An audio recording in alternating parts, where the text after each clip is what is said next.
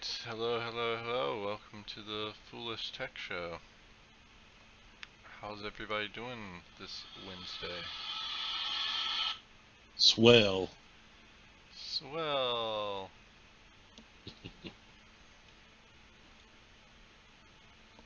I am sad.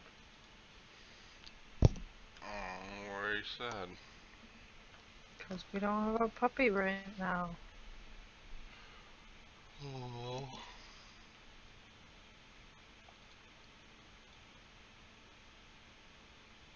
That's true.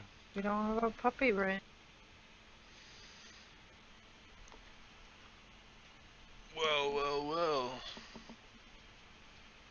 Well, do you want to explain more about why we don't have a puppy right now? She's getting fixed.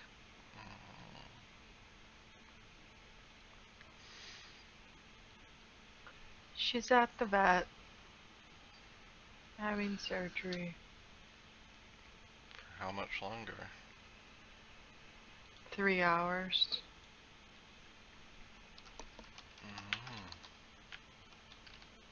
They're also going to check her lungs and intestines. Her intestines, I imagine, well, they have her cut open. Lungs.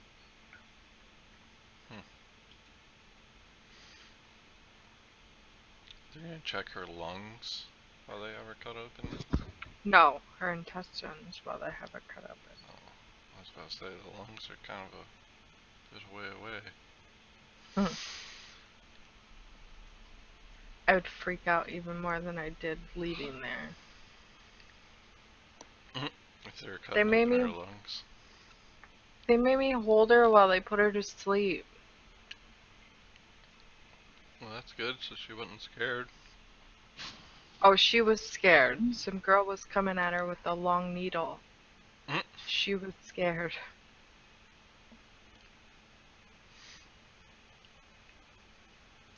Nothing to be scared of.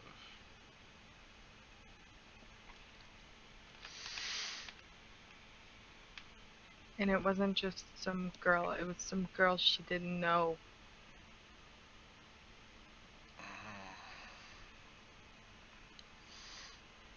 So they should have let you do the needle part? Nope, I wouldn't have done it. I would have just walked out of there with her. Jeez.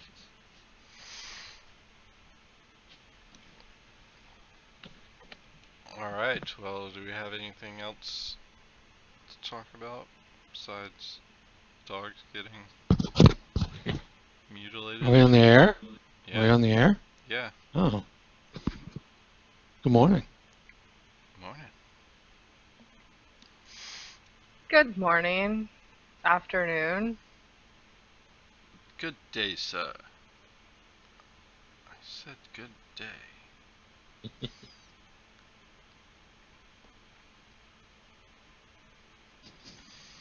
Gosh, I can't believe that Tool concert is $200 for a ticket. I told you. What? Yeah. Wow. That's for the Charlotte show. Ha! The Orlando show is only $100 per ticket. You know why? Why? 'Cause you're Tool. No, it's actually because they're tools. My buddy went and saw them last time they were in Charlotte, I think, and he said they were not that good. He didn't enjoy it. They don't sound like they'd be that good. He said they only played for about 45 minutes. What's his name? The singer never even came out on stage. He hid behind the drums. You couldn't even see him. Well, they only got that one song. They played for about 45 minutes and then just left. He's well, like, they only I got would that never. One song, so Yeah, he's like, I never would have spent my own money on it had I known. Which he didn't spend his own money on it. What song? They don't like the South. That's why. They think people that were born and raised in North Carolina are backwards hicks, which they are. So why do they come here? money. Because they take their money. That's why it's $200 for people in North Carolina. They know us backwards, or some of us backwards hicks will still pay for it. I wouldn't. So if you're going to the show, then don't you feel like an asshole? A tool, No, maybe? Because you're giving $200 to the guys who are calling you a dumb hick. There is a show coming up, I think, in February that I'm going to be insulted. It's worth every penny. And it's at the Fillmore in Charlotte, the one I'm going to. Which one is that? It'll be a lot cheaper. It's Carcass opening up for Testament, who's opening up for Slayer. Oh, but it's not Tool, so. No Tool. Carcass, Testament, like and Slayer. And see, they have songs. They all Tool have has songs. one song. But Tool has one song. They have song singular. Yeah. They just gave it a bunch of different names, and occasionally they improv a little bit. That's not true at all. Tool has like 6 different albums full of songs. And a whole separate band, Perfect Circle, with completely different I know, and that was horrible too. They're not so bad as giving the same song different names. Nickelback really did that to great success.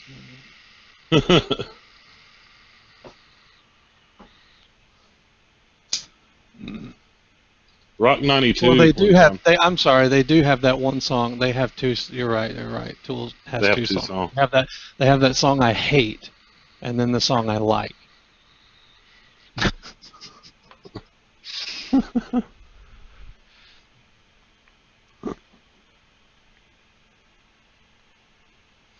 But the one that they have that I like only has like one name, really. So it's the one they have that I hate that has all those names. But Promise is opening up for them, aren't they? Yeah, and that's worth the other half of the. That would Promise would be but I still wouldn't pay $200 to see Promise. Yeah.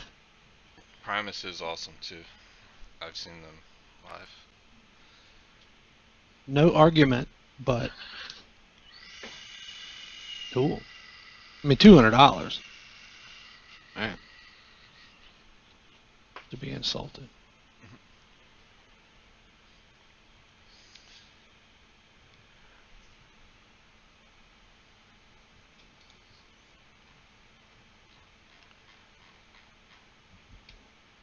When is the Tool show, Brantley? They're doing them all in January. I don't know exactly what date it is. The 26th. That's for the Charlotte one. I don't know. I just know that one of them is on the 26th. Well, they're all in January.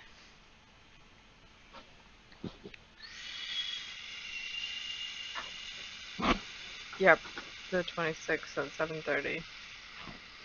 Riverboat Bojangles Coliseum. It might be more worth it if it was the Mr. Bojangles Coliseum.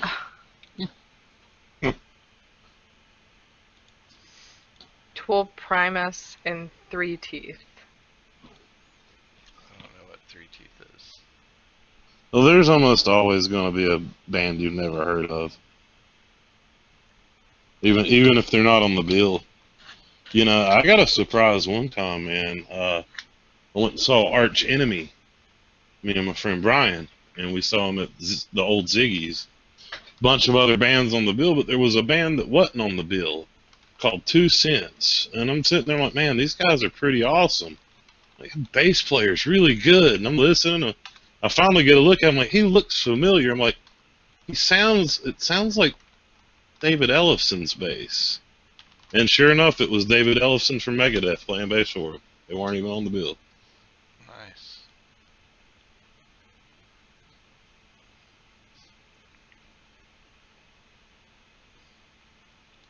I love little surprises like that at shows. That's why you get there early.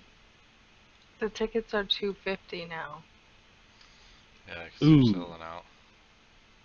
Because they're selling out. That's because that place only holds like 45 people. I don't know. I've never been. There's over. Apparently, they sold out a long time ago. Yeah, they did. That's why they have record deals. But they won't stream any of their music. And it is a lot Well, better I've than seen an all of interview with the him, and he's like, heavy metal I don't bands even that like any of all the of their Tool songs are the same. That's weird. I wouldn't pay to see Tyler him. wants to know what box mod you have, Brantley. Well, I have Skelly 200 temperature temperature control, Skelly 150 regular, Sir Lancelot, and Pravari. This is the Pravari 1, I think it is. I think he was more or less talking about one you had. That I was using at that time. Yeah. Yeah. That was the Pravari then. That's not a box mod though, is it? I'd say that's more a tube I wouldn't mod. consider it as such. It's a tube mod. Tubular. Alright. Singular. There we go. That's everyone.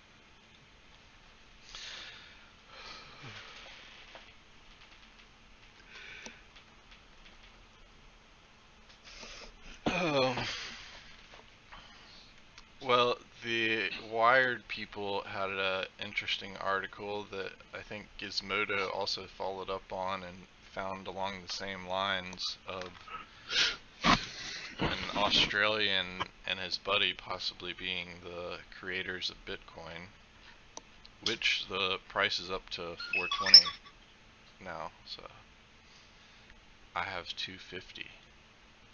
Yay! Yeah.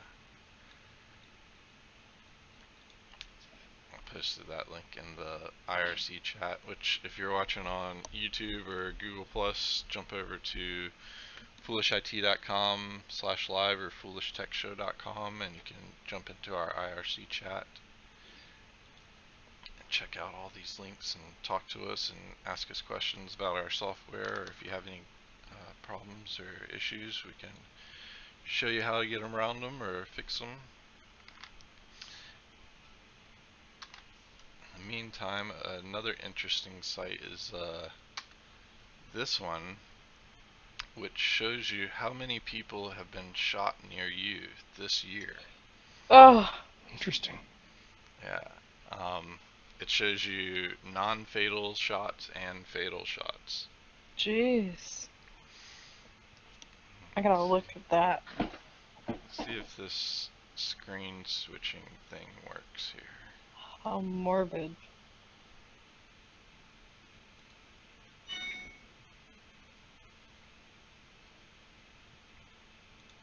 Yeah, all I know is I haven't had to shoot anybody this year, so I'm good. That's a plus.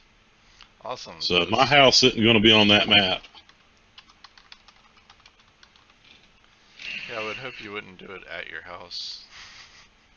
Well, only if I had to. They can find results for our house. Well, yeah, you look it up by city, you don't do it by house. Like, this is Greenville, North Carolina. You can see where the bad half of town is compared to the not bad half of town. That's a striking difference. I must be retarded. Oh, I'm not showing my screen on this one. You'd have to see it on the live show. I guess that is the downside of doing that.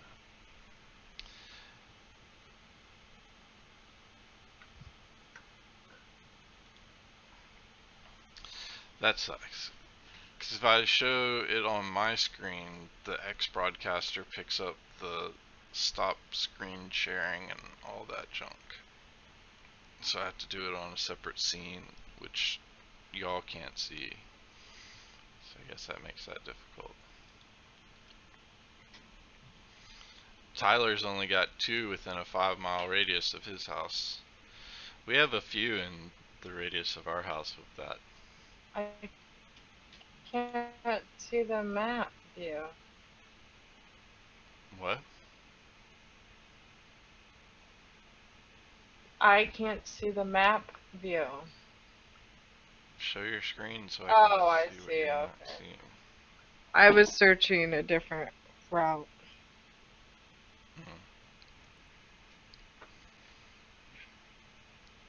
I thought it was a pretty interesting site, though.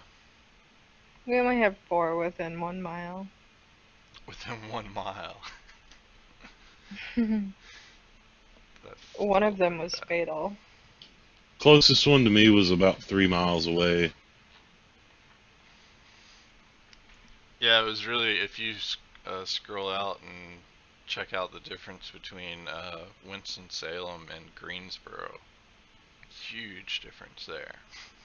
Yeah, down in the Trinity Archdale area where I am, we hadn't had many. And all the ones that did happen near us were in High Point. Yeah, I see a lot of blips on my radar over here.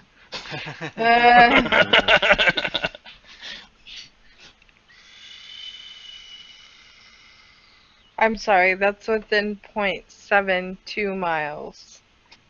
Was 4.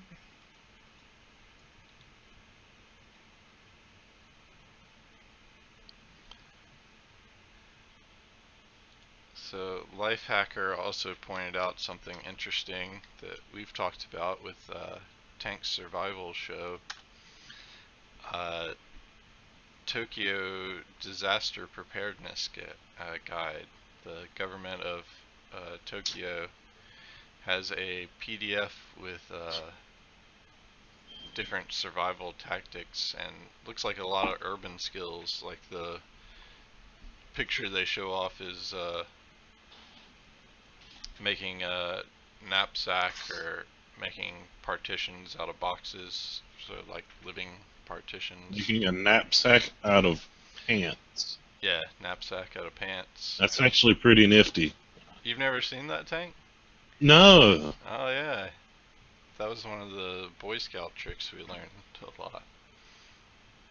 I downloaded all the PDFs, which I'll link directly to that place, and they're all free. So. Criminy.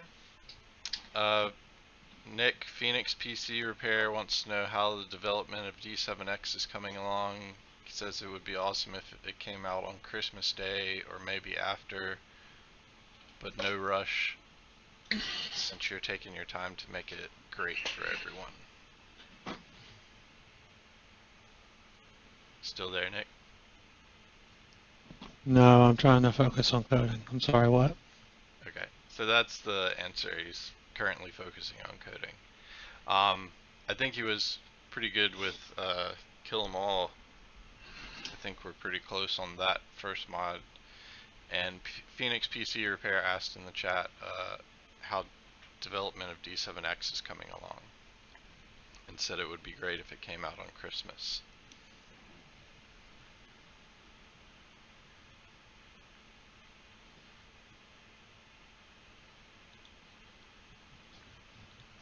Slowly.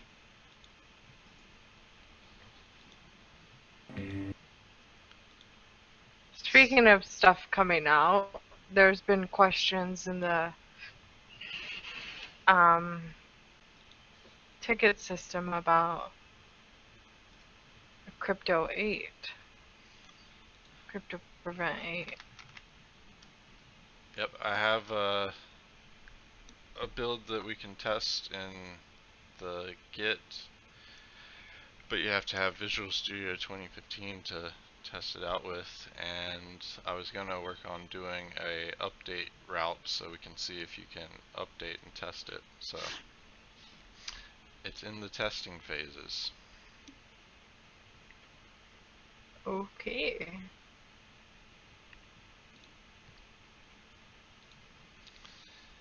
Here's another one about interesting musical choices.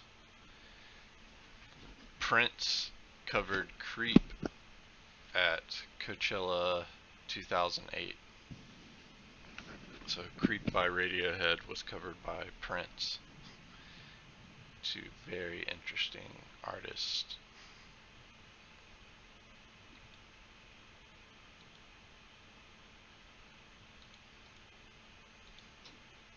And I meant to mention this yesterday, but the U.S. will launch a new national alert system for terrorist threats, headed up by the Department of Homeland Security. No way that's going to be overloaded with fake reports about suspicious looking Muslims.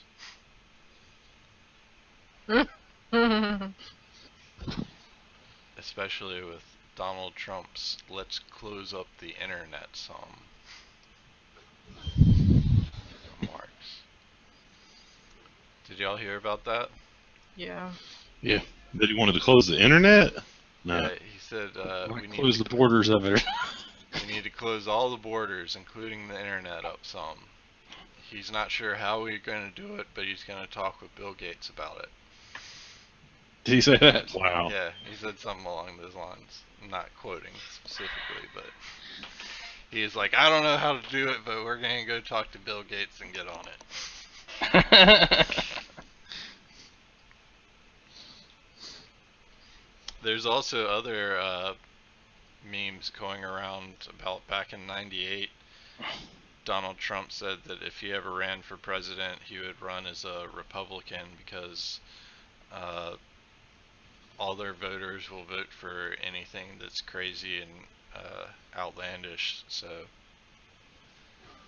he's not actually being a Republican, supposedly. He's just running because he knows those voters will vote for anything if you just say what they want to hear. Well, like him or not, at least he's entertaining. I wouldn't say that so much. He doesn't BS either. He tells you what he thinks. Yeah, but if that is BS, does that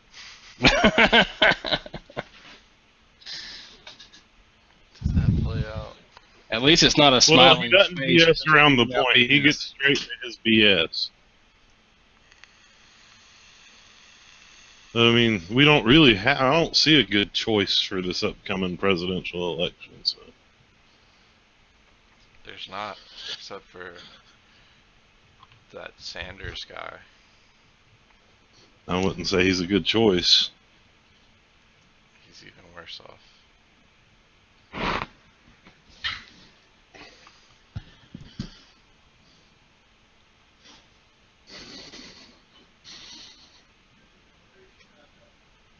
So John in the chat said he just signed up for the Crypto Prevent free edition, clicked on the link, and got the message the secured download manager ran into a problem that it couldn't handle, unable to process your download requests. Yeah, that happens apparently periodically. I frequently get customers asking me that. I tell them to try again, and it typically works after that. I'm not sure what's going on. I've never been able to reproduce it myself, though, but of course, I'm sure I'm not actually doing it the exact minute that they're doing it, so. So maybe it's something being overloaded in the site? That's the only thing I can think of.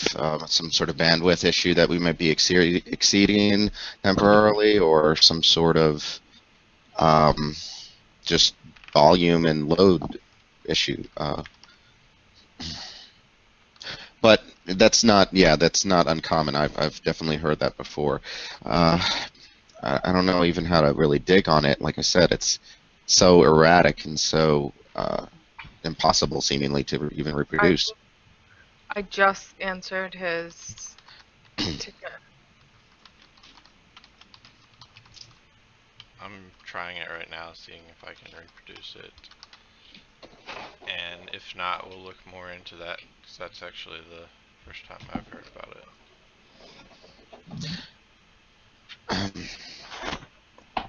Well, I'm sorry I didn't bring it to your attention more directly. Again, I just didn't feel like I had a whole lot of information to bring to the table to it. So. On on that page that it redirects to, it also says that you can download it from Major Geeks here as well if you're having trouble with that download link. So you can also get it from there, John.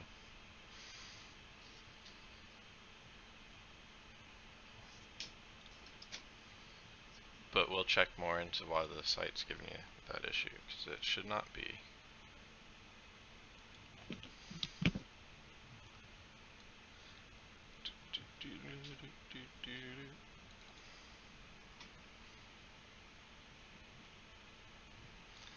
Thanks for pointing that out on the show though, John. I appreciate that.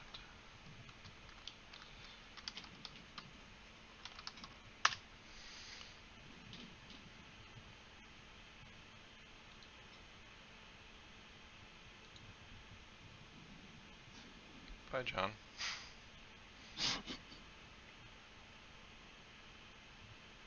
Yeah, when I requested the link, it sent me right to the download and downloaded it. But I will do some research on that error message. See if we can figure out why and prevent that. Because it should not be doing that.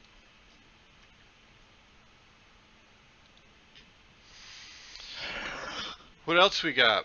Michael, do you want to go over your protein folding? Oh, I don't know what were we talking about otherwise. Just got here. My apologies, everyone. It's just finishing up an exam. Yeah, we can talk about that. I don't know if I have 30 minutes should be enough. Yeah, do you guys want to do that today? Sure. Okay, so I don't know if all of you are familiar with methods of using otherwise unutilized CPU and graphics processing time. I know most of our computers have pretty reasonable processors in them, if you're anything like me at least, and you know, a tech craving, you know, a certain amount of power beneath their fingertips. You know, you have good processors and you have good graphics cards typically, except very rarely is there 100% load on both of those. Now, of course, your power bill may you know, your power bill may like that, but I kind of, something that's just left sort of unused to me is a waste. So I do something called folding at home, and Brantley does something called Seti. And I'll explain a little bit about both those things. I'm not really suggesting that you choose one thing or another, but I will give you a little bit of background about them and post you some links here. Just give me a moment. This is the one I'm involved in. This is it's sponsored by Stanford, a very prestigious university. I'm sure many of you have probably been familiar with. And they have a very strong medical background there. And it's very easy to get started with them. The thing I like about their project is that it benefits immediately medical science and medical research as far as drug production is concerned. The reasons why it's called folding at home is because it deals with protein folding, and understanding how proteins fold are key to understanding their properties, and this is critical to drug manufacture. If we can sort of create these proteins in a certain way, get them to fold in the right shapes, we can make sure that our drugs are far more effective, that they have far fewer side effects, and, you know, do what they're supposed to do and nothing else. And this research is constantly, the data from this research is constantly being dumped back into Stanford's and other associated universities' research teams. And so, and they publish papers. If you, maybe I should share my screen here. Let's see. It's not going to show pop-ups, but you can follow along with you on that page. If you click the download button, you basically, all you have to do is download the installer and run it. There's two things you need though. One is an identity, which you know, you can make up anything, you can call yourself anything. There's really no verification. But if you want some validity to the work that you're doing, it's good that you get a unique string generated. I'll go over that in just a moment. That's during the installation of it. Let's see if I can get a virtual machine and maybe do this so everyone can see. That would be nice, because it's kind of hard to follow along. Yeah, here we go. Bear with me. Alright, so Where's the meetings? Oh, we're not. Oh no, we're not doing social awareness. Okay, so share and where's my virtual machine? Here we go. Okay, does everyone see that? Yep. Do I even? Bear with me. I don't even think I have another browser other than Internet Explorer on here, so hopefully that works. Nice.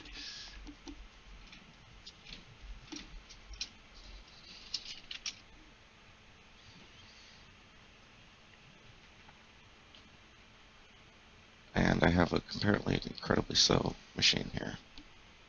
It's my downside to one of the reasons why I'm buying a new computer, as you all know. And maybe just phone.stanford.edu. Come on, take me there. There we go. Okay. So download. That's about as easy as it gets, and hit run.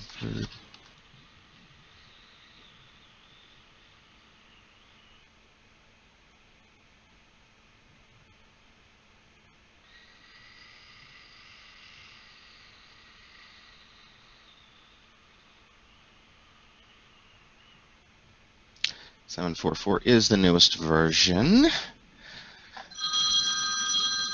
There's no 64-bit version, although what they're doing doesn't really require that, and most of the work is most modern computers, you're going to get a lot more work done with your graphics card than you are going to get done from your CPU, unless you have an incredibly massively parallel CPU under the hood. But your graphics card, like mine, for instance, has over 1,200 stream processors and NVIDIA and ATI and AMD, unless you have about parallel in that with your high-end under the hood processors. But your graphics card, like mine, for instance, has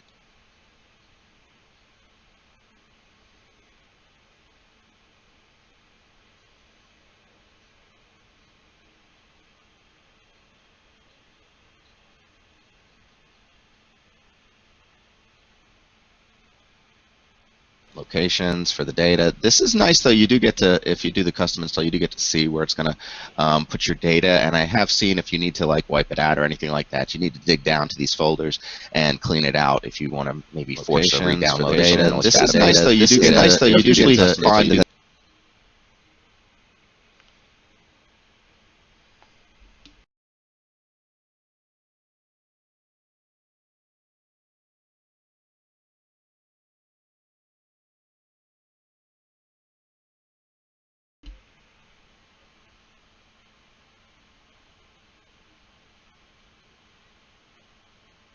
I mean, that's all well and good, but like for instance, even when I'm working on the desktop, my graphics card is idle mainly, and unless I'm playing a game or something like that, and so I want it to utilize at least that resource. I mean, that's plays well. That's all good, but like for instance, even when I'm working on the desktop, my graphics card is idle, you know, and unless I'm playing a game. Contrary to what I want it, so I want to utilize out there that resource. That plays well.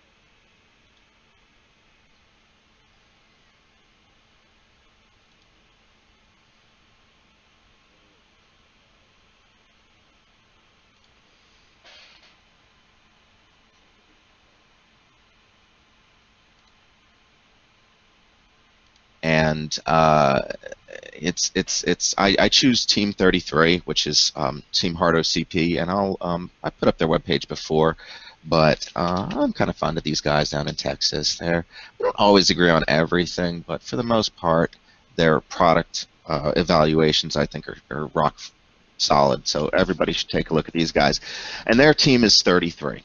But choose any team you want to, or don't choose a team. It's irrelevant. Their product evaluations, I think are rock solid. So everybody's got to take a look at these guys. And their team is 30. It's easy to get a passkey. Just choose any team you want to, or don't choose, or don't identify. It's like a hash route.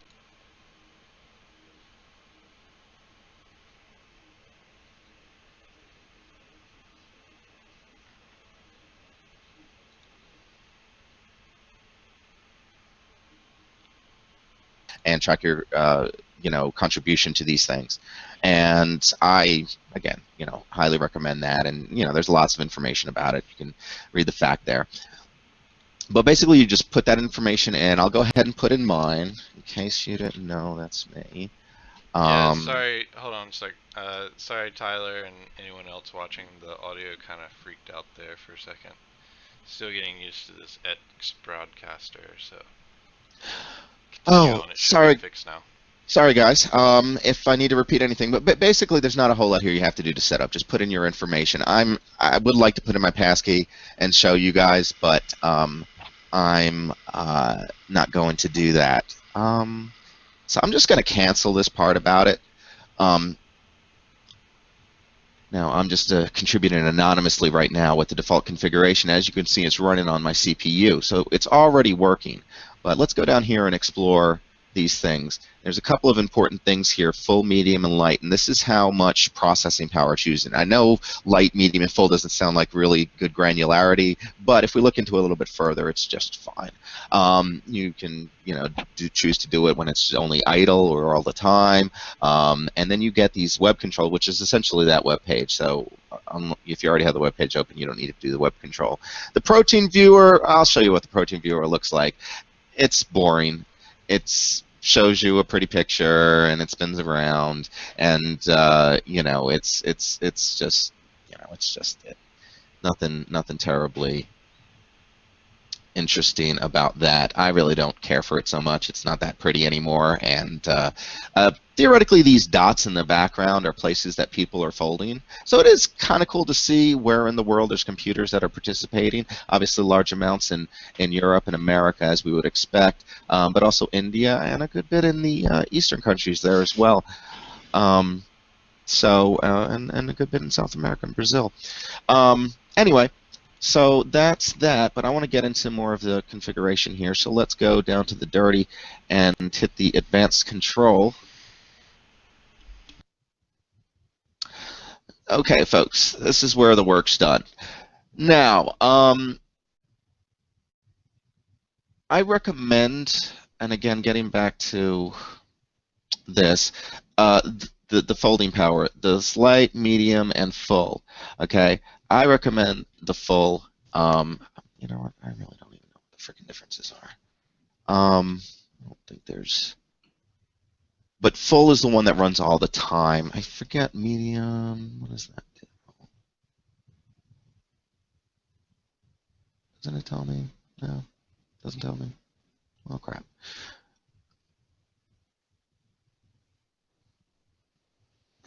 Medium folding power. This is how we Google, guys. Oh, if I could spell right.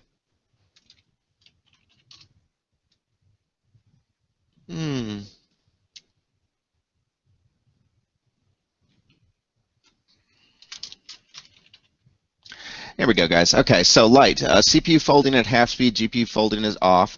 Medium is CPU folding at 3/4 speed, GPU folding is on. This is the default setting recommended for most users. And full, CPU is full load and GPU is full load.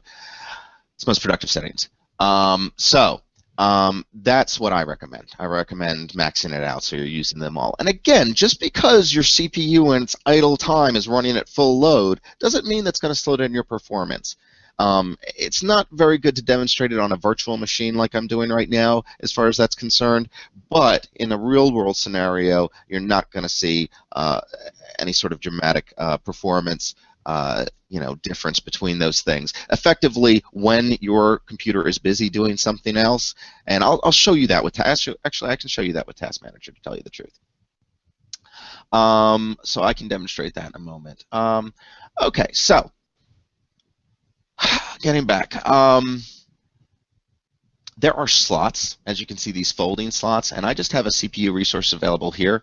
But if we go into configure and we look at our slots, you see we have the ability to add an additional slot. So on installation normally on a regular computer, this would detect your GPU and would already provide the, populate the slot. So you don't have to go in here and do this. But let's say I did want to do manually create one, so I'm just going to do that.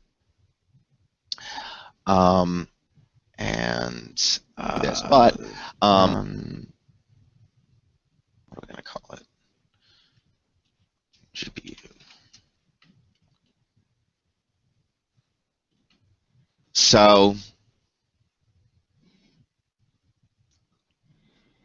there's that, and so we would have, if we save that, you would see another slot here, except it would fail, or well, it would normally populate it, but it's not going to, because there's actually no GPU, so it's not going to detect one, so it's not going to run anything.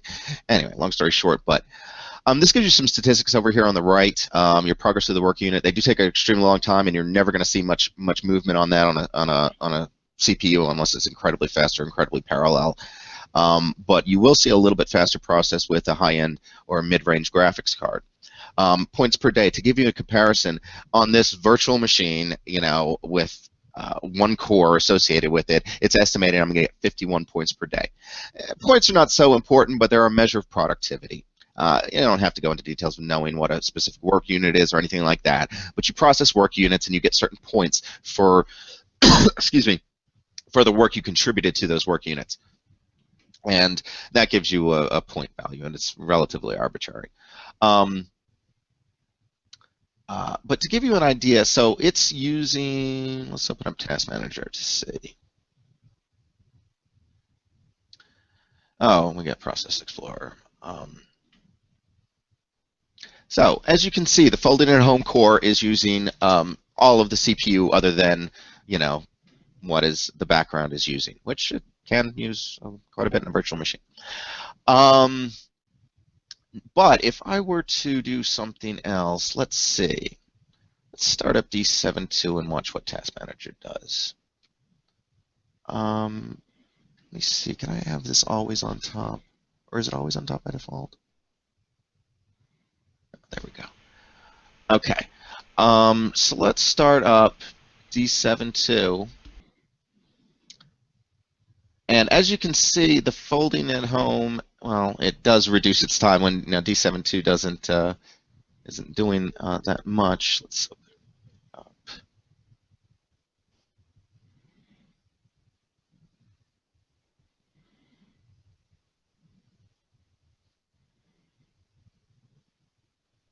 I don't even have it scanning for system info at default.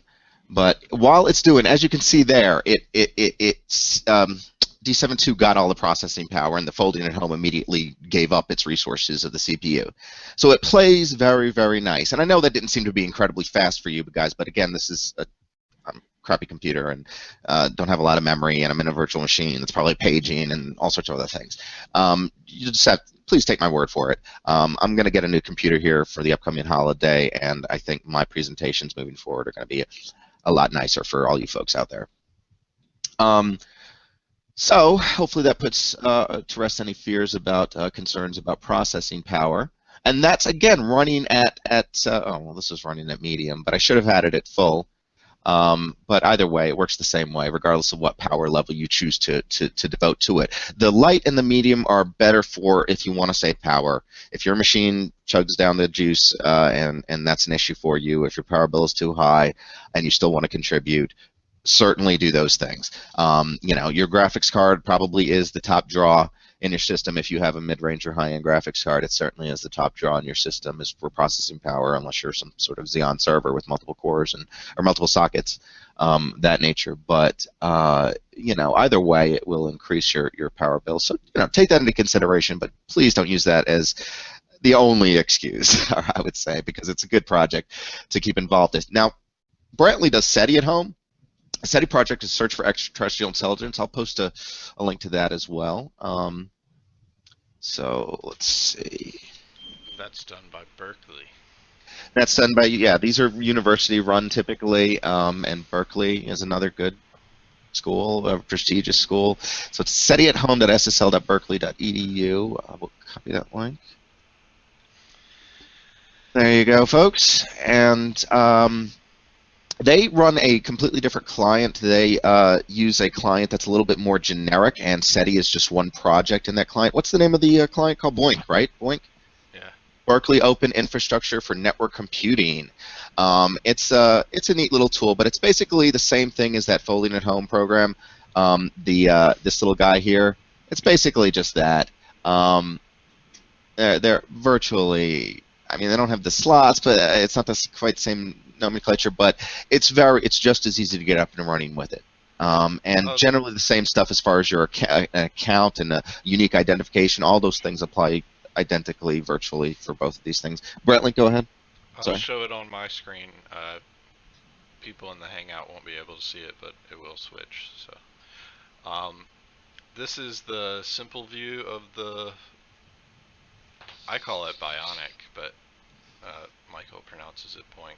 I guess it is Boink, but Bionic sounds cooler. I've always called it Bionic. Yeah, me too. But yeah, this is the simple interface.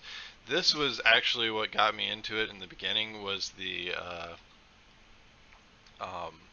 whatchamacallit, the screensaver, which actually, since I'm on a different screen, I guess. Yeah, SETI's screensaver is admittedly far better than the one you get with Folding at Home. So if that's what you're shooting for, go with SETI. The science might not be there. You remember, we're searching for the potential for extraterrestrial radio signals, and we could find those things. But even if we did, and they're so far away, the odds of actual it's not just for benefiting extraterrestrials. Science. It would be great to make sure, put a nail in the coffin that we're not out there, we're not alone in this universe. But I'm not so sure the people that are dying every day from medical problems are going to benefit from this research. You don't have to focus on the extraterrestrials. It's also finding out a lot about space. Like when they thought that star had a Kepler sphere around it. They do have a very powerful radio array of radio telescopes that are still considered to be one of the better ones in the world, and it is often used for scientific research when it's not involved in the SETI project. They amass a tremendous amount of data, and he's absolutely right. That data is useful to scientists, but I find it to be a bit more esoteric and not as immediately beneficial to society, and that was my only. If society can get off this planet, that would be very beneficial. And this would be the way that they can do it, by learning about space. I want to say, full disclosure, I participated in SETI for many, many years. So from 1990, maybe 8 or 9 till when I started folding, which was, like I said, mid-2000s. So I still have a fairly high standing in the SETI contribution. They do give a little bit more weight to older technologies, Mine's beating Michael now, though. I have over 3 billion. He surpassed me, despite me putting in as many years as I had. And how long did it take you to surpass me with modern computing power? Not even a year. Not even a year. Yeah. And I put in 6 times that. Anyway, whatever. I like the advanced view just because I can see the processor usage, and this is the GPU usage, I think. And so each one of these listed there is basically like a slot in the case of folding it, folding at home. Yeah. Right. So like one of those is for your GPU, and the rest of those for each core of your CPU. I like that. I think BOINC's I believe it's been around in development a little bit more. It's got more attention, and again, lots of other projects use BOINC. So there's hundreds of them literally. So you don't have to pick SETI. And we maybe want to show them a page where they have the list of projects. The Folding at Home is just for folding and just for medical research, but there's a lot of other stuff out there. And there's other medical research things in BOINC. So maybe BOINC is the better option for a more general purpose back-end client. So yeah, these are some of the other projects that you can do besides that. Asteroids at Home, which they derive shapes and spins for significant part of the asteroid population. So if you're worried about asteroids hitting the Earth and causing a mass extinction like the dinosaurs, you can get more info on that for scientific research. Atlas at Home is a particle physics experiment for the LHC. So if you want to help participate in that, you can do that there. Yeah, a part of the LSC is called Atlas, I think. Yeah. Or it's a name of a piece of equipment, I think, on it or something. CAS at Home is to help scientists in China. I guess that's kind of interesting. You commie. Citizen Science Grid, just a wide range of research and educational projects. So if you want to donate your time to random things. Climate prediction, so if you want to help with the extremely processor intensive climate simulations out there. Is that cosmology or cosmetology? Cosmology. Oh, okay. Yeah, we're researching new makeup. I don't mean they might use it. I don't know. These are it's a lot of data. A lot of industries are finding this stuff to be, valuable, and it's essentially free. In other words, they can get data and research for free. I know we're doing all the work for them, but hey, these are scientists. Why not help contribute to them? And maybe, just maybe, one of them will come up with something and hope. I'm not looking for credit, and I don't think anybody really is, although they do say on the SETI project that if they did find something, you would get a certain mention. So you look at the fine print if you did want to get actual credit, because in some cases you can. You're probably not going to be given any speeches, but your name might go down somewhere. In my case, APRO, not mine. Here's one that attempts to decode the original 3 Enigma messages. See, those projects I'm not so interested in. That's sort of like spinning the wheels. It's been done. I'd like to break new ground, or at least generate new data. They haven't broken the Enigma messages. They haven't? It says they're believed to be unbreakable still. They're believed to be unbroken. Oh, you mean without the... okay, we've decoded the transmissions, but we can't without knowing the seeds for those things, right? I don't know, have we? Yes! Let's look. That's what those movies... Turing... Alan Turing, all those Alan Turing movies are about.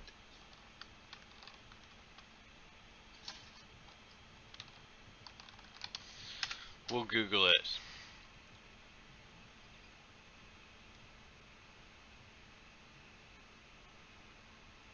So it looks like one of them has been decrypted.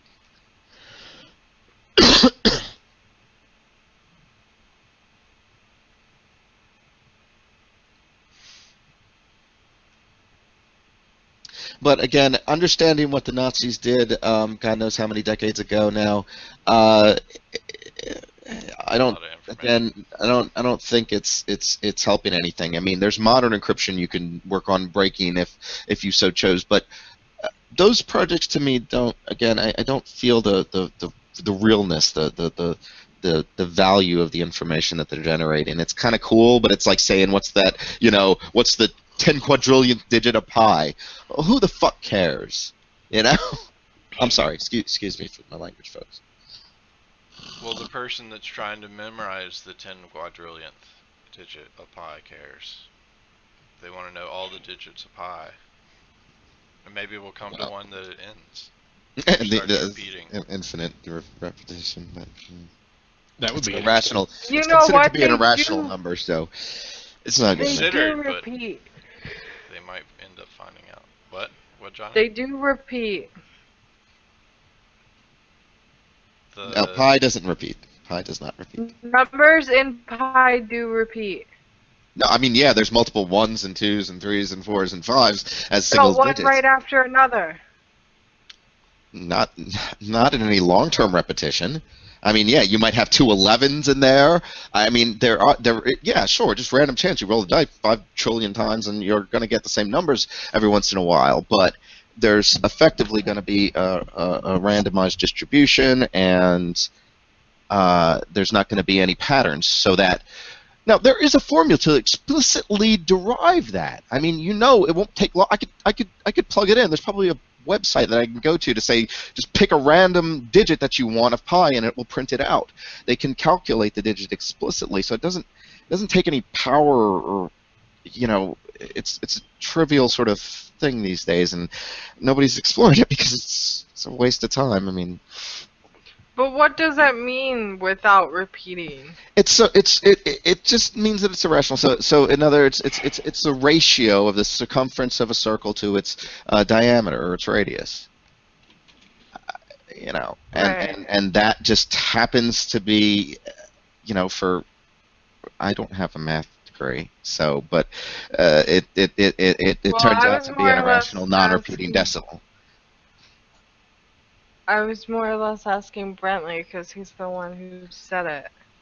Actually, you know what? Maybe I'm speaking lies. Hold on. Let me make sure and reference. That the digits don't repeat. They don't, like, it's a long string of random numbers. So a repeating decimal would be one like a third breaks down to 0.3333333 and just repeats into infinity. And there's no fraction you can express it as that will equate to pi. There's no one number divided by another number equals pi. Right, but I took it as they don't repeat, as in there's no two numbers of the same touching each other. No, that's not what that means. Repeating just means like, so no after pattern. after the decimal point, like Proctor said, there's no pattern of the numbers. They just randomly appear in various sequences. Yeah. I mean, there's only 10 numbers, so there's going to be repeats at some point. And depending on how large you take the sample group, you could possibly get a repetition. But if you take the entire group after the decimal, there's no coherent number, unless we find out the 10 millionth one, which Michael won't help, so we may never know. It's all my fault. Yeah. There are a lot of other medical ones in the BOINC or bionic groups, though. So there's a lot of them that base it on anti-malaria stuff, which appears to be really helpful for medical people. And what's nice about this is you can add several projects to it, so you could actually help with all of these and split up how much of your time you want to spend with each of them. Yeah, you have control over what you donate, basically. Yeah, so there are a lot of different ones out there. Yes, I want to cancel. I forgot to compare. This is what I wanted to show you guys. So so on my box you see, okay, now I'm up to 166 per day. Okay, that's now this thing has gotten to full steam. We don't see anything on your box. Oh, okay, hold on just one second then. My apologies. I'm going to get that back up in just a moment. Where's there? And cut that off. I'll cut that off. And then I'll share my screen. And then I'll hit, where is it? There we go. So you see the 166 per day here? This points per day. Just to give you a point of comparison, my box, which doesn't use my CPU at all, I deleted the CPU slot and only put in the GPU slot. My GPU does 54,320 per day. 54,320 versus this one-core processor running at 3.4 gigahertz is doing 167 points per day. You know, multiply that by 8 for 8 cores. You know, multiply that for 16 cores. It's still going to come nowhere near the massive parallel nature that's necessary for most of these projects, and that's where the graphics cards typically come into play. Now, you know, yeah, you could probably build like bit mining. You could probably build dedicated technology. To speed these things up, but the power is already out there. Just utilize it. So, Zombie Worm put in the article about from Wired checking out the Bitcoin one. Zombie Worm, I'm gonna post in the original article. Or no, that one's from BBC News, and yeah, they're referencing the Wired one. Gizmodo had a different one. I thought that was the one you were posting. And yeah, I noticed that yesterday, Zombie Worm, with the mic half volume stuff. We can try. I can try turning the speaker stuff down and see if that works. Obviously, we can't turn my mic down. I talk loudly. My apologies, It's not you. It's the XSplit broadcaster stuff.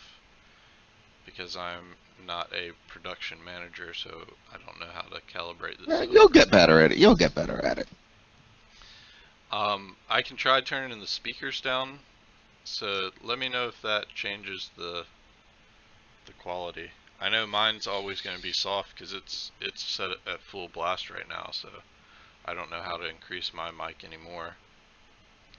But otherwise, it was going through the speaker set, so that's why. Bradley's under the bed next door, and Michael's right next to him. Oh my gosh, that's a very different. That's a very different.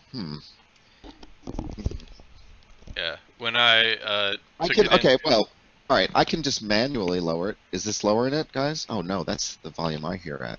Yeah. You have to lower your mic volume. I guess. Okay. Well, I can make that happen too, I suppose, somehow. Or just lower your vocal cord volume. I know. Okay. Can everyone hear me still? Perfect. Okay, great. That won't help on going through the recording system, but okay. It will be fun to hear Michael talk like that. Oh, Jesus. Welcome to the pit of despair. Welcome to this pit of despair. Thank you very much. Michael, he wants to know where you're recording from. Oh, I am recording in a room with 4 vertical walls and 2 horizontal ones. I think Michael, you missed the link I put in there about finding out how many people have been shot around your area. How many? Well, I showed off. You'll have to tell us where you're at. Yeah. Tell us your area and we'll let you know. I showed off one city that you may have been interested in, and it showed a very fine defined split between the two halves. Oh, okay. I gotcha. Yeah, well, I can imagine, and I think I know what you're talking about, but he fell into it again. Southwest Missouri, as many of you know, I'm from Southwest Missouri, and it's a great state, and they have. Michael, I only showed one town, and I told them what the name of that town was. Yeah, that's Greenville, Greenville, Missouri, right? No, North Carolina. Oh. Well, that's where I parked that one weekend. Really? That's where you parked that one weekend. But Michael's transmitting from an RV.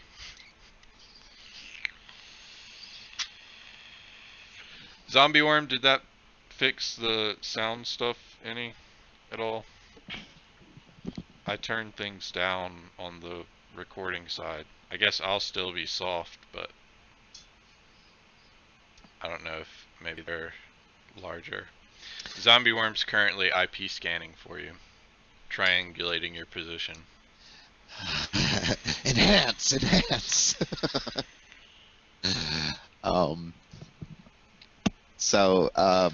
But anyway, the dark arts aren't, I don't promote, but I did want to say, and did I mention about the Stingray technology? I don't know if any of you out there are aware of the Stingray technology. It was basically what the government can use to listen into our cell phones, and that's not just what the government can use. People have been able to use that. It's just a cell tower. Sure, but it's becoming even extremely actually cost effective relatively. That's how they caught Kevin Mitnick.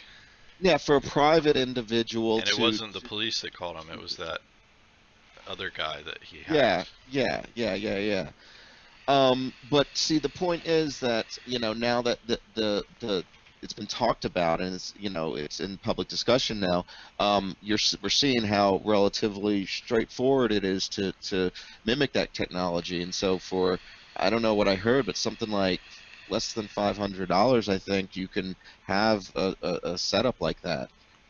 So that's feasible for a lot of It's folks. a little bit more difficult to buy the pieces to build that or to get one whole. No. It's not. It's not difficult at all. I believe it's completely viable to like I said. I wish I could find the article right now, but let's see. Build your own Stingray. Yeah, let's see. Build your own Stingray.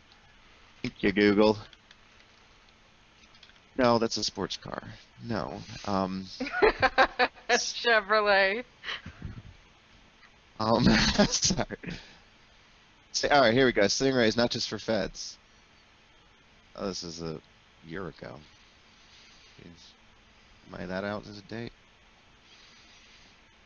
Yeah, this was too expensive. It's $16,000 for that one now.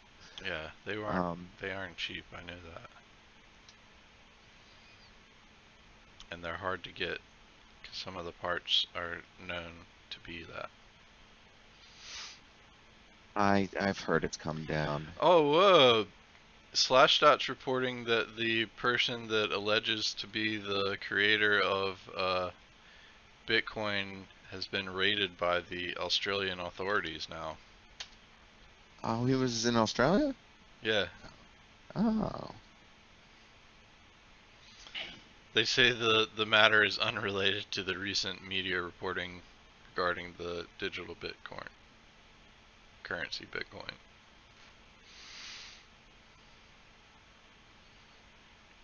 That's kind of weird timing, I guess.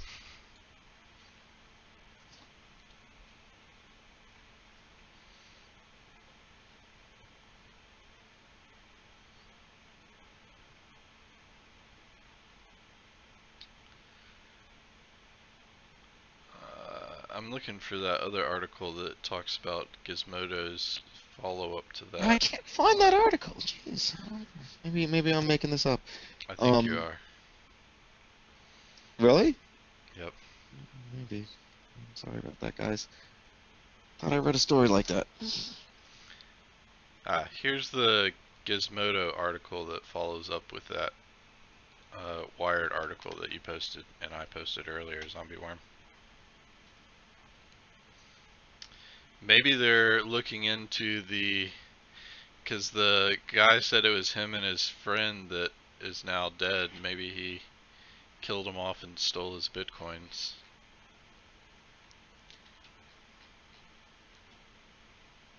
There's another article I saw about some Swedish kid or Norwegian kid, I forget where, it was one of those European area countries. He had bought some bitcoins for like $24 when they first came out and then just forgot about them.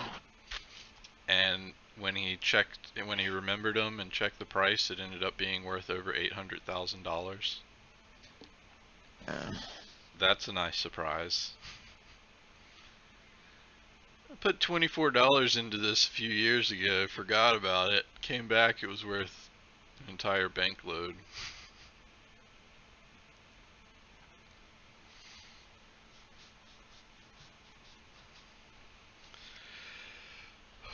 Oh.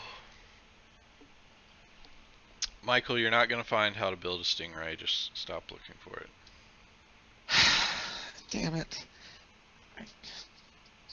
I'm very upset about this now. Very upset.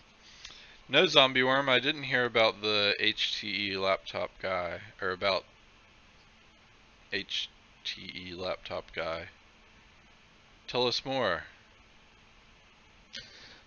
Penis transplants being planned for wounded veterans. Does that mean like it was a typo? That's what I thought. That's what I read it as. But then I added in the HTE part. The HTE guy. Let's look. Oh, that's Michael. Why are you posting that? No one cares about that. Don't even talk about it. Just stop. Not even going to repeat that on the broadcast.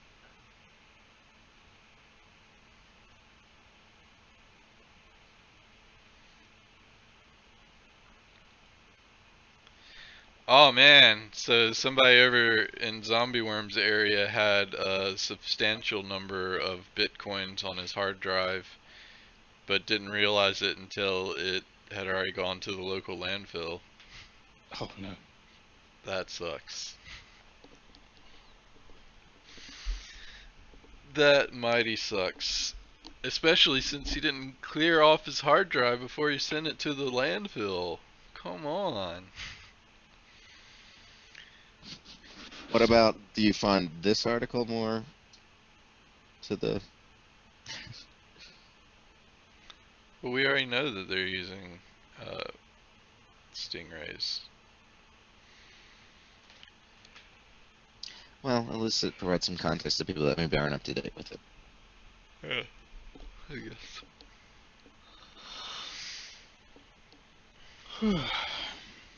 So there's going to be no Firefox OS smartphones. That's never going to happen. Yeah, that is kind of sad. But it was a saturated market to begin with. I don't see why they were putting their time and effort into it. It wasn't going anywhere. Yeah. Maybe if they came out with a Firefox OS, that would be cool. They don't. Again, that's a battle they're never going to win. I mean, it's just like Chrome OS. All they'd have to do is replace Chrome with Firefox. Half of the work's already done. Oh, yeah, but again, playing catch up to Google, I don't think they're going to win that battle. That's what they're trying to do, and Google played catch up to them with the Oh, problem. check it. Check out this.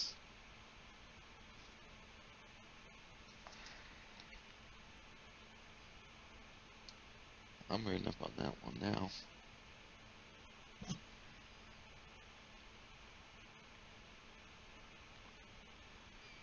So do they actually have a quantum computer? You know, that's... I'm trying to read that. Oh, D-Wave. Oh my God. Okay, so this is here's the thing. D-Wave, like, it's a fake box, or at least that's what everybody believes, because they never opened it up and showed how it was built. You know, it's just like they had a box and they claimed it did these things. But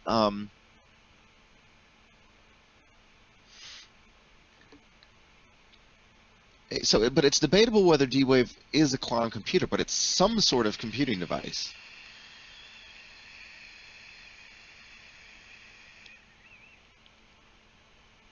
They're not capable of universal computing. They're only useful for a small number of very specific tasks.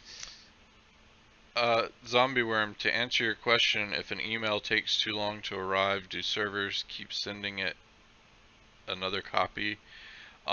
It depends on the SMTP server that sent the email.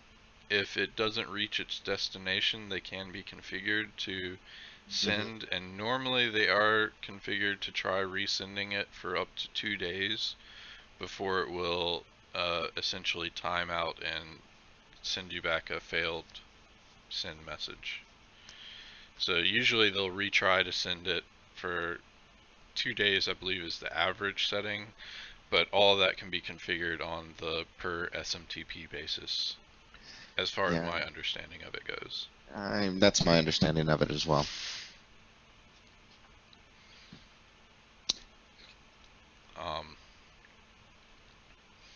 So yes, it can. Yeah, the failures are it's not so much email, but I mean it's like packet delivery in general. You know, I mean, it take too long.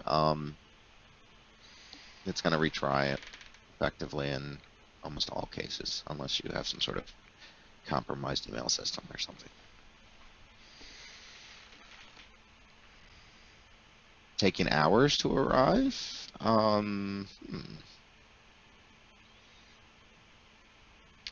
That's weird. That's some very slow or burdened mail server along the way. I don't understand. I mean, I would check your routes, your network routes, and make sure you're not. We had a situation, for instance, where there was a client and they were using Chinese IPs or something like that, and they were, things were taken very slowly because they were like having Chinese servers, do their DNS. and other things. Look into those areas.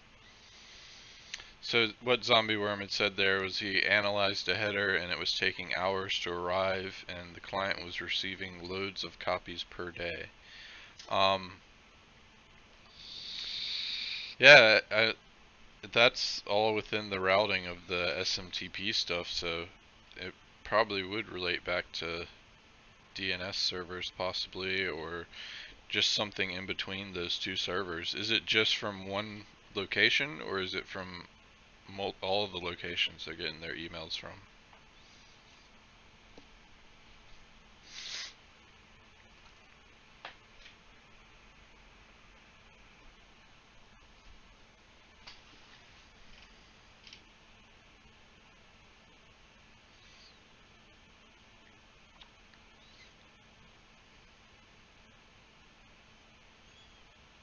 Originally they had messed up a rollback from 10 to 7 for Windows 10 to rolling back to Windows 7.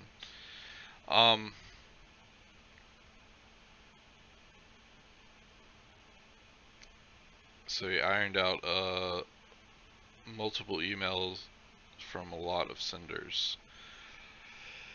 Yeah, I would say that would probably be something in the network setup.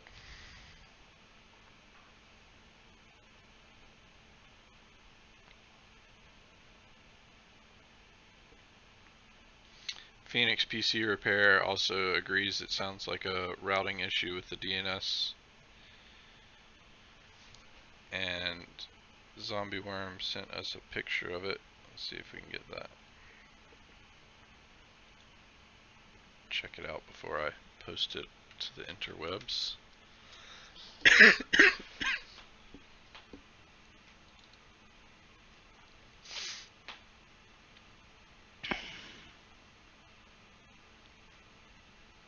Wow, yeah, that's weird.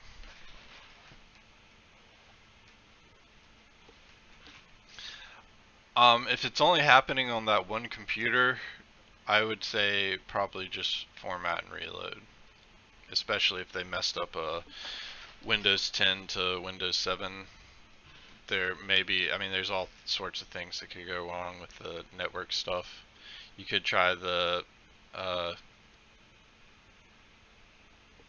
D7 repair networking stuff, see if that clears up anything, but it sounds like it especially with the rollback OS thing,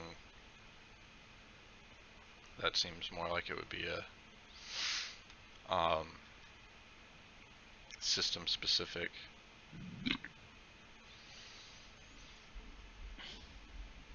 And that's really weird, sending it 10 minutes apart. Normally the servers are set to send like every 2 hours or something like that. Usually it's not set that close to try to resend.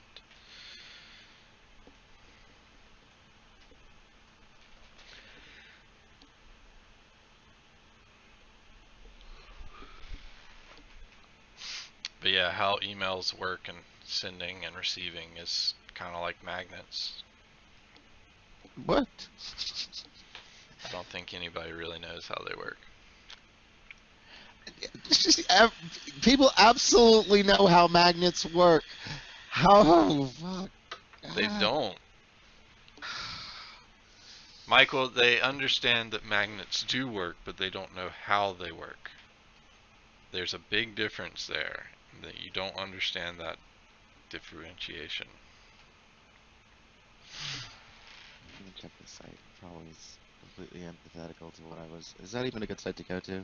No, actually, I bet it's not, because no one knows how magnets work. Don't go to that site, guys. Don't go to that site. Actually, don't go to that site. I'm so sorry I posted it. Do not visit that magnet site. Sorry, folks. Because you knew all I was going to say was that is all it's saying is that they know that magnets do work. They just don't know how it works. That's what I was meaning to post. But that's not. Just because things say in the head, the URL how it works doesn't mean it's actually explaining how it works. Yeah, you're right. It's just not. It's not useful. That link isn't even good either. You're not gonna find a useful link because no one knows, Michael. Just give up on it. No one knows how magnets work. They just work. It's the same thing with gravity. No one knows how gravity works. It just does. All right, I'm a little bit more. That's a little bit more plausible of a statement, but I don't think the magnets. It's true. We know how electricity works by the transfer of electrons. We know that's where that energy comes from, but we do not know where energy comes from for magnets nor for gravity. Yes, we do. No, we don't. It's the flow of electrons is what's doing all of this. No. The fields. Look, we don't touch each other when we touch. Nothing of us collides with each other. Electrons. We're feeling forces. Michael, Look, there's no electrons for magnet fields. Hands, but bring your hands together and clap your hands together. You think your hands are actually touching? They're not. They're being repelled. You're never touching. There's never an atom of you touching the atom, atom of one hand touching the atom of another hand. They're being repelled by those same forces. That we don't know how they're working. No, we know exactly how they work. No, we don't. I do. You might not. I do. No, you don't. Yes, I do. Yes, I do. You just believe you have a concept I have of a it. perfect image of it in my head. An image so perfect, if you shrunk me down, I could literally move the electrons around to make it happen. There's no electrons in magnetic fields. That has nothing to do with the magnetic field. Yes. No, there's not. Yes. Alright, well, I think on that note, we're going to end the show. Zombie Worm, for your email issue, the only thing I can think is if it's happening on a different system than something with the server side. If it's not happening on a different system, then something on the client side. And if that's the case, then format and reload. If it's the server side, I guess trying to contact the company that's sending the emails if it narrows down to being one. But otherwise, we'll let Michael spend the rest of his lifetime trying to convince everyone in the world that he actually knows how it works. And Zombie Worm said it was the webmail, so it's not on the client. So yeah, I guess it has to be something on the server side, just coincidental about the whole faux poo with there you go. Tell the clients due to magnets. No. That is a very plausible situation. I would not do that. You're gonna get fired. No. Well, as long as they don't ask you how they work, you may be okay. The inner tubes are not held together by magnets. That's what breaks the inner tubes is magnets. So, alright, on that note, we will see you tomorrow at 4 p.m. Thanks everyone for watching, and join us in our IRC chat if you have any questions about our software, need some support, or just want to talk about random things. We'll talk about it on the show, or you can join us during the show, foolishtechshow.com or foolishit.com/live, and we will be able to answer your questions online, talk directly with you. And otherwise, we're see you tomorrow. So, bye, internets. Take care, internets.